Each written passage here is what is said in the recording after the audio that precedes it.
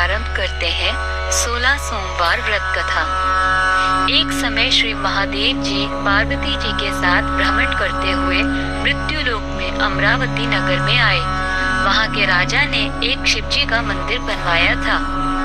शंकर जी वहीं ठहर गए। एक दिन पार्वती जी शिव जी से बोली, नाथ आइए आज चौसर खेले। खेल प्रारंभ हुआ। उसी समय पुजारी पूजा करने को आए। पार्वती जी ने पूछा, पुजारी जी बताइए जीत किसकी होगी? वह बोले, शंकर जी की। और अंत में जीत पार्वती जी की हुई। पार्वती ने मिथ्या भाषण के कारण पुजारी जी को कोढ़ी होने का श्राप दे दिया। पुजारी जी कोढ़ी हो गए।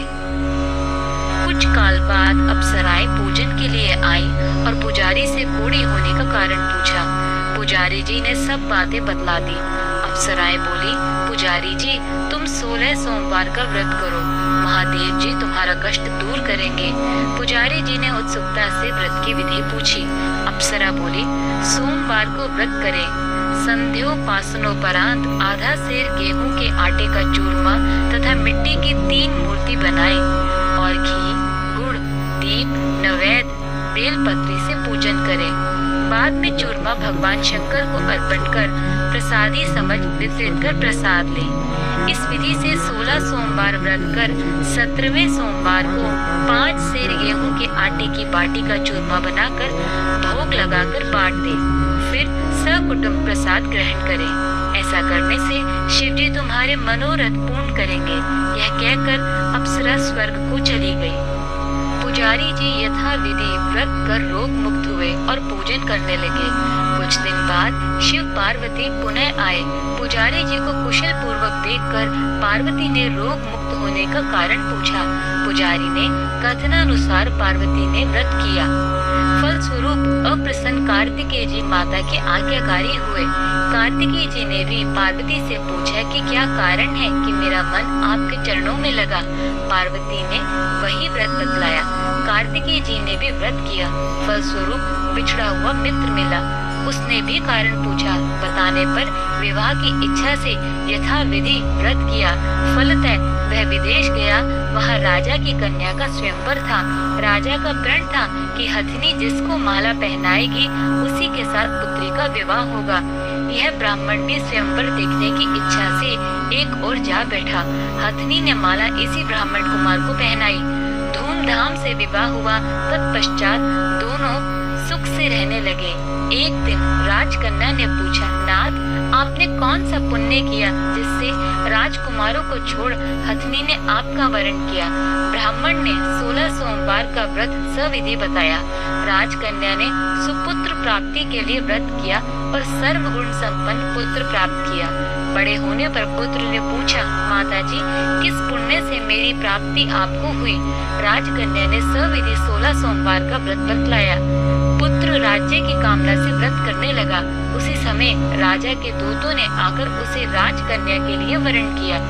आनंद से विवाह संपन्न हुआ और राजा के दिवंगत होने पर ब्राह्मण कुमार को गद्दी मिली। फिर वह इस व्रत को करता रहा। एक दिन इसने अपनी पत्नी से पूजन सामग्री शिवालय में ले चलने को कहा, परंतु उसने दासियों द्वारा भिजवा दी।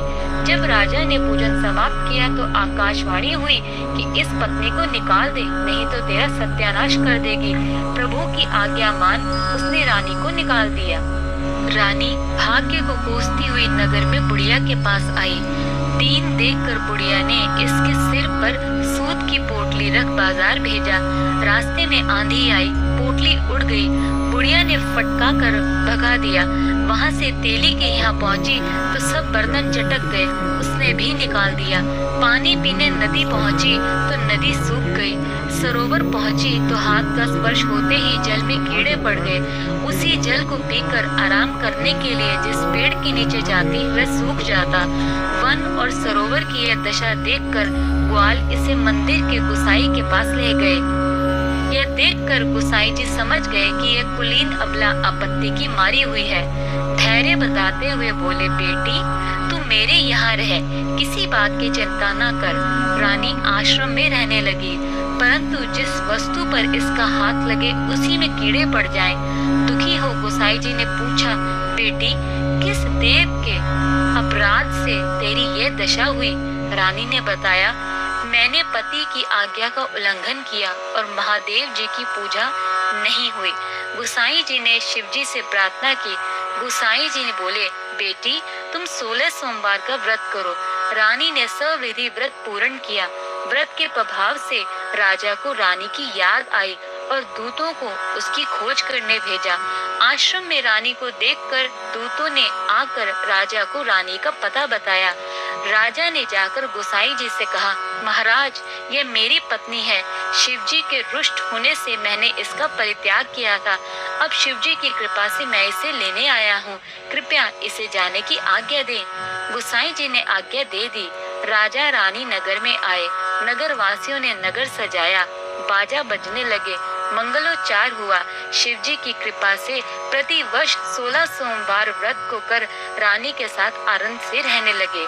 इसी प्रकार जो मनुष्य भक्ति सहित और विधि पूर्वक 16 सोमवार व्रत को करता है और कथा सुनता है, उसकी सभी मनोकामनाएं पूर्ण होती हैं।